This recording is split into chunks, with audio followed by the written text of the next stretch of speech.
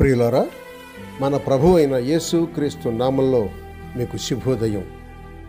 ఆయనను గూర్చి అనుదిన ఆత్మీయ ఆహారం, మార్చ్ 26 బుధవారం. నేటి మన ధ్యాన లేఖనం ఫిలిప్పీయులకు వ్రాసిన పత్రిక 1వ అధ్యాయం 21వ వచనం. నా మట్టుకైతే బ్రతుకుట క్రీస్తే, చావైతే లాభం. వ్యాఖ్యాన అంశం: నిర్ణయం నీదే సుమా. వ్యాఖ్యాన అంశం: నిర్ణయం నీదే సుమా. వ్యాఖ్యానం: చావు అంటే ఎంతమందికి భయం లేదు? కొంతమంది నిత్యం దినదినం చస్తూ బ్రతుకుతూ సార్దిస్ సంఘంతో ప్రకటన గ్రంథం 3వ అధ్యాయం 1వ వచనంలో ప్రభువు నుడివినట్లు జీవించుచున్నామన్న పేరు మాత్రం ఉంటుంది కానీ మృతులుగానే ఉంటారు. పాపం వలన వచ్చు జీతం మరణం గనుక, ఆ జీతం ఆరని అగ్ని గనుక వారు భయపడవచ్చు.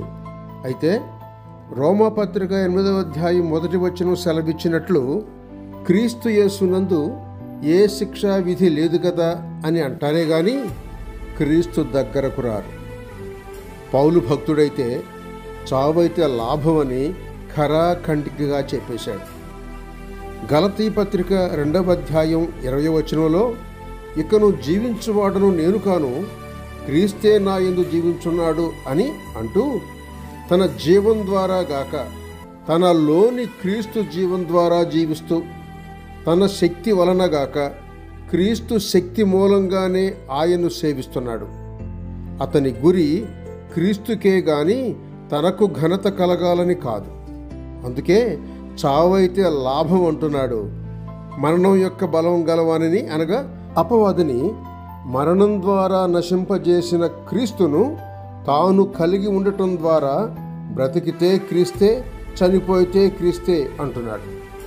చనిపోతే సాక్షాత్తు క్రీస్తుతో ఉండి సంతోషిస్తానని, బ్రతికి ఉంటే ఇంకా అనేక మందిని క్రీస్తు వైపుకు త్రిప్పి ఆయన మహిమాతిశయ కిరీటాలు పొందగలను అనే ప్రమోదం.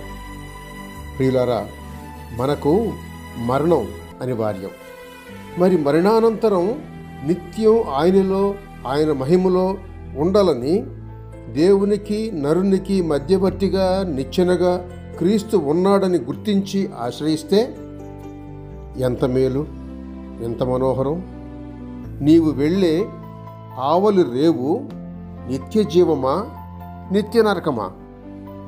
నిర్ణయం నీదే సుమా. శుభములతో వందనాలు.